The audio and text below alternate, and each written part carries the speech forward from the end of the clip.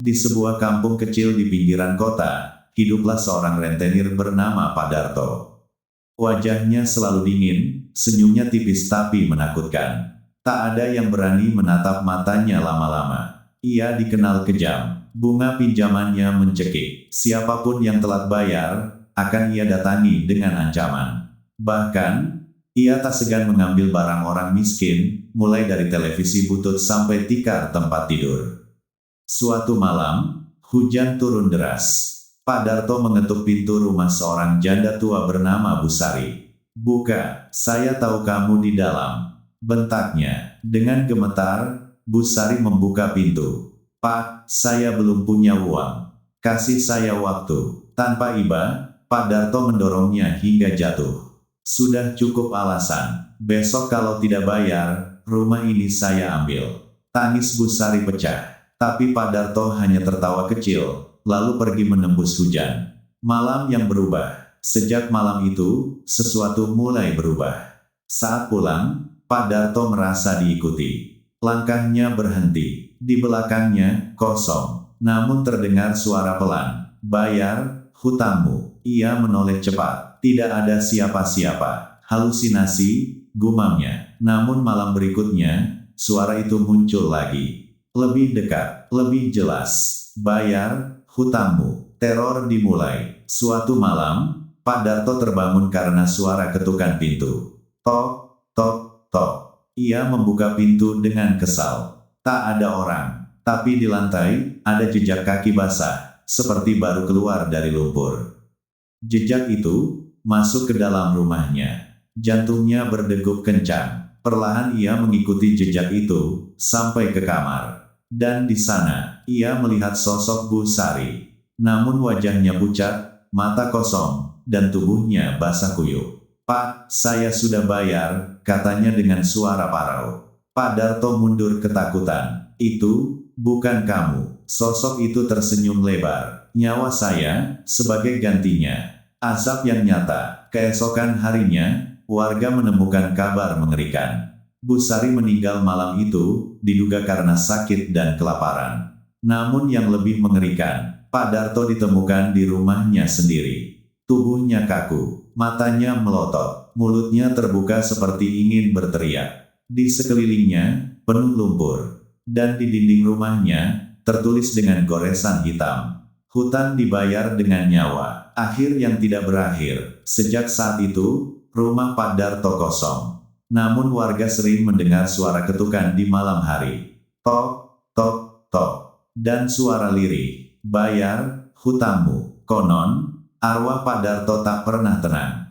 Kini giliran dia yang ditagih. Bukan uang, tapi dosa-dosanya sendiri. Sejak kematian Padarto, rumahnya menjadi bahan bisik-bisik warga. Tak ada yang berani mendekat. Namun, rasa penasaran selalu lebih kuat dari rasa takut. Suatu sore, 3 pemuda kampung, Rian, Ujang, dan Bowo, nekat masuk ke rumah itu. "Cuma mitos," kata Rian sambil menendang pintu yang sudah lapuk. Pintu terbuka dengan bunyi panjang. Krek, aroma tanah basah langsung menyeruak. Seolah rumah itu masih dihuni sesuatu. Jejak yang tak hilang. Di dalam, lantai rumah masih dipenuhi bekas lumpur. Padahal sudah berhari-hari sejak hujan terakhir. "Ini aneh," gumam Ujang. Bowo yang iseng, menemukan sebuah buku tua di meja. "Wah, ini catatan utang," katanya. Rian merebut buku itu dan membukanya. Di dalamnya tertulis ratusan nama, dengan angka-angka besar di sampingnya. Namun di halaman terakhir, tulisan itu berbeda, lebih besar, lebih kasar. "Hutang, Darto." Di bawahnya hanya satu kata, "nyawa." Tiba-tiba, tok, tok, tok. Ketiganya membeku. Suara itu berasal dari dalam rumah. Padahal, mereka yakin tak ada orang lain. Penagih datang. Suara ketukan berubah menjadi langkah. Cek, cek, cek. Seperti kaki basah berjalan di lantai. Rian menelan ludah. "Siapa di sana?" teriaknya. Tak ada jawaban. Namun dari lorong gelap, muncul sosok, perlahan, terseret. Itu Padarto, tapi bukan seperti yang mereka kenal. Kulitnya pucat keabu-abuan, matanya cekung, mulutnya bergetar. Bayar hutang kalian, bisiknya. Kami gak punya hutang sama kamu. Teriak Bowo panik. Sosok itu mendekat, lebih cepat, lebih dekat. Semua manusia berhutang. Teror menyebar. Ketiganya lari tunggang langgang. Namun sejak hari itu, mereka berubah. Rian mulai sering mendengar ketukan di kamarnya. Ujang melihat bayangan berdiri di sudut rumah setiap malam. Bowo yang paling parah. Ia ditemukan duduk di pojok kamar, menulis sesuatu di dinding. Dengan kuku, dengan darah. Saat keluarganya mendekat, tulisan itu berbunyi, "Sudah waktunya membayar." Rahasia yang terungkap, seorang tetua kampung akhirnya buka suara. Menurutnya, Pak Darto bukan sekadar rentenir biasa. Ia pernah melakukan pesugihan, mengikat perjanjian dengan sesuatu dari alam lain. Syaratnya, semakin banyak orang menderita karena dirinya, semakin kaya ia. Namun, saat waktunya tiba, semua hutang itu akan kembali, berlipat ganda, dan tak bisa dibayar dengan uang. Lingkaran kutukan. Malam demi malam, suara ketukan mulai terdengar di banyak rumah warga. Tak lagi hanya di rumah Pak Darto. Dan setiap orang yang mendengarnya, mulai mengalami hal yang sama. Mimpi buruk, bayangan, dan bisikan. Bayar hutangmu. Kini, kampung itu tak lagi tenang. Karena kutukan telah menyebar, dan satu persatu akan ditagih. Malam di kampung itu tak lagi sama. Tak ada suara jangkrik, tak ada anjing menggonggong. Yang ada hanya satu suara. Tok, tok, tok.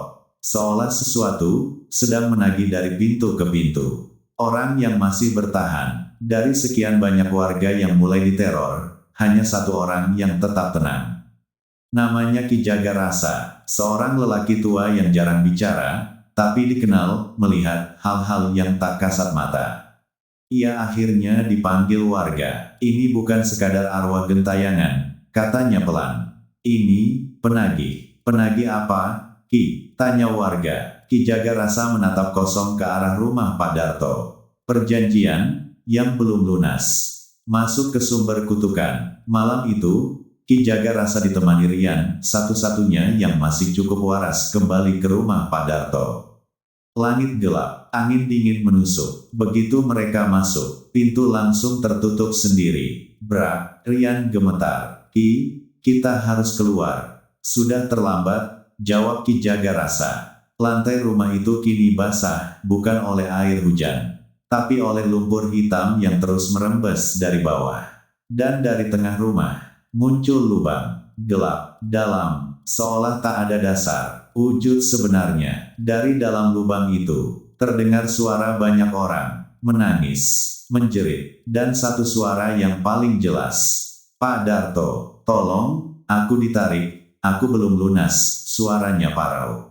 Tiba-tiba, sebuah tangan muncul dari lubang. Hitam, kurus, panjang, lalu satu lagi, dan satu lagi. Puluhan tangan merayap keluar, menarik sesuatu dari dalam. Itu Pak Darto, tubuhnya penuh luka, matanya menangis darah. Ki, tolong, aku salah, rintihnya. Namun Ki Jagarasa hanya menatap. Yang kau ambil dari mereka, sekarang diambil kembali darimu. Perjanjian terungkap, Ki Jagarasa mulai membaca doa. Namun tiba-tiba, suara berat menggema dari dalam lubang. Bukan suara manusia, perjanjian belum selesai. Tanah bergetar, rumah itu berderak. Dari kegelapan, muncul sosok besar. Tak berbentuk jelas, namun matanya, merah menyala. Dia milik kami, dan semua yang tersentuh utangnya, juga milik kami. Rian jatuh terduduk. Apa maksudnya? Ki Jagarasa menjawab dengan suara berat. Setiap orang yang pernah berhubungan dengan utang Pak Darto, sudah ikut terikat. Harga yang harus dibayar. Rian menangis. Lalu, bagaimana menghentikannya? Ki Jagarasa diam lama, lalu berkata, harus ada yang menggantikan perjanjian itu. Rian terdiam. Gantikan, menjadi penanggung hutang seluruhnya. Tiba-tiba, semua tangan dari lubang itu bergerak liar. Seolah menunggu siapa yang akan dipilih. Pilihan terakhir, Pak Darto menatap Rian dengan mata penuh harap. Tolong, gantikan aku tak kuat lagi. Rian gemetar hebat. Di satu sisi, ia ingin hidup. Di sisi lain, jika tidak ada yang menggantikan, kutukan ini akan terus menyebar. Dan semua orang akan ditarik satu persatu. Suara itu kembali menggema. Pilih, sekarang. Akhir yang menggantung. Keesokan harinya, rumah Pak Darto terbakar. Tanpa sebab yang jelas. Warga berdatangan. Namun yang mereka temukan hanya satu hal. Di tanah yang hangus, ada jejak kaki, menuju keluar kampung. Dan di bekas dinding yang terbakar, masih terlihat tulisan samar. Hutang belum lunas. Tak ada yang tahu apa yang sebenarnya terjadi malam itu. Apakah Rian memilih menggantikan, atau sesuatu yang lain keluar dari lubang itu. Namun satu hal pasti, sejak hari itu, suara ketukan mulai terdengar di kampung sebelah. Tok, tok, tok. Bayar hutangmu. Setelah kebakaran rumah Pak Darto, kampung itu perlahan kembali tenang. Tak ada lagi ketukan, tak ada lagi bisikan. Warga mulai merasa semuanya sudah berakhir. Mereka salah. Orang yang kembali 3 hari setelah kejadian itu. Rian kembali. Ia ditemukan di ujung kampung saat subuh. Pakaiannya kotor, kakinya penuh lumpur hitam, namun wajahnya tenang, terlalu tenang. Rian, kamu selamat. Warga menyambutnya. Ia hanya tersenyum tipis. Aku sudah menyelesaikannya, katanya pelan. Tak ada yang curiga, kecuali satu orang, Ki Jagarasa. Tatapan yang berbeda. Malam itu, Ki Jagarasa mendatangi Rian. Siapa yang keluar dari rumah itu? Tanyanya langsung. Rian diam, lalu tersenyum. Senyum yang sama, seperti Pak Darto dulu. Semua hutang sudah dipindahkan, jawabnya. Angin tiba-tiba berhenti. Sunyi, mencekam. Kamu bukan Rian, bisik Ki Jagarasa. Rian mengangkat kepala perlahan. Matanya bukan lagi mata manusia. Penagih baru. Keesokan harinya, Rian mulai berjalan keliling kampung. Membawa sebuah buku tua. Buku yang sama, milik Pak Darto. Ia mengetuk pintu satu persatu. Tok, tok, tok. Saat orang membuka pintu, Rian hanya berkata, tagihan. Orang-orang bingung. Kami tidak punya hutang. Rian tersenyum. Oh, semua orang punya. Kutukan yang berkembang. Satu persatu warga mulai jatuh sakit. Mimpi buruk kembali datang. Namun kali ini berbeda. Mereka tidak melihat Pak Darto. Mereka melihat Rian berdiri di depan rumah. Mengetuk, menunggu. Dengan suara yang lebih dingin. Bayar hutangmu. Kebenaran yang terlambat. Ki Jagarasa akhirnya mengumpulkan warga. Ini bukan lagi tentang Pak Darto, katanya. Ini tentang sesuatu yang lebih besar. Perjanjian itu tidak butuh satu orang. Dia butuh penerus. Warga mulai panik. Lalu Rian, Ki Jagarasa menutup mata. Dia bukan korban. Dia wadah baru. Teror menyebar lebih luas. Beberapa hari kemudian, Rian menghilang lagi. Namun kali ini,